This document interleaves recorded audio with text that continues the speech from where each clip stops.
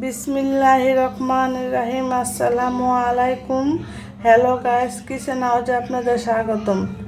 আশা করি আপনারা ভালো আছেন। আল্লাহর রহমতে আমিও ভালো আছি। আপনাদের সাথে শেয়ার করবো মজাদার ভর্তার এক রেসিপি, ফুলকপির ভর্তার রেসিপি। এই জন্য আমি ফুলকপিটাকে সুন্দর করে কেটে ছোটো ছোটো টুকরো করে নিয়েছি। ভর্তা বানানোর জন্য এখানে আমি পেস্ট কুচি নিয়েছি। এখানে দেশি পেস্টটা আমি চিকন করে কেটে নিয়েছি। তার সাথে ধনিয়া পাতা কুচি, 6টা রসুনের কোয়া, আর 3টা শুকনো লঙ্কা, 3টা কাঁচামরিচ। কপি সিদ্ধ করার জন্য এখানে আমি হাফ চামচ কম হলুদের গুঁড়ো দিয়ে দিলাম, সামান্য একটু লবণ দিয়ে দিলাম। পানিটা বলক আসার পর দিয়ে হয়ে গেছে। এখন আমি ফুলকপি দিয়ে দেব। হলুদ দিয়েছি কালার আসার জন্য। এখানে আমি ছোটো সাইজের একটা ফুলকপি নিয়েছি হওয়ার জন্য। এখন আমি ডেকে দেব। ফুলকপি সিদ্ধ হয়ে গেছে। এখন আমি পানিটাকে শুকিয়ে নেব।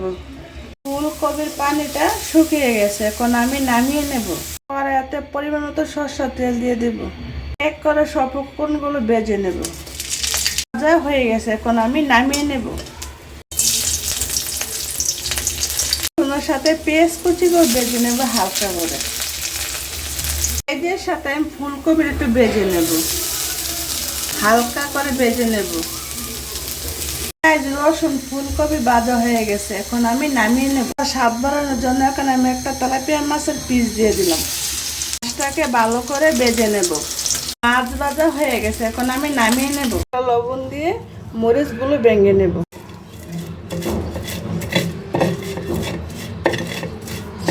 মরিচগুলো আমি ভেঙে নিচ্ছি।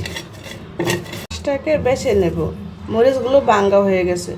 আর আপনারা যদি জাল খেতে চান মরিচ বাড়া দিতে পারেন। মাছের কাঁটাগুলো বেছে নেব। মাছের কাঁটা বাছা শেষ হয়ে গেছে। এখন আমি এটার সাহায্যে ফুলকপিকে মিশিয়ে নেব।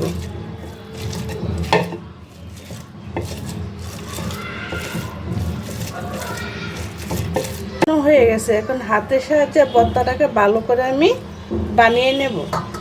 ভর্তাটাকে আমি মিশিয়ে নেব।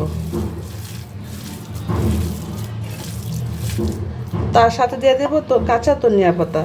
আপনারা চাইলে ধনিয়া পাতাটা বেজে দিতে পারেন। দেব পরিমাণ মতো সরিষার তেল।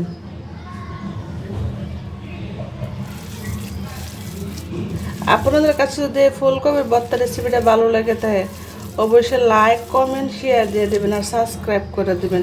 আর নতুন নতুন ভিডিও পেতে চ্যানেলটাকে সাবস্ক্রাইব করে দেবেন আর ফ্যামিলিদের সাথে শেয়ার করে নেবেন। আল্লাহ হাফেজ।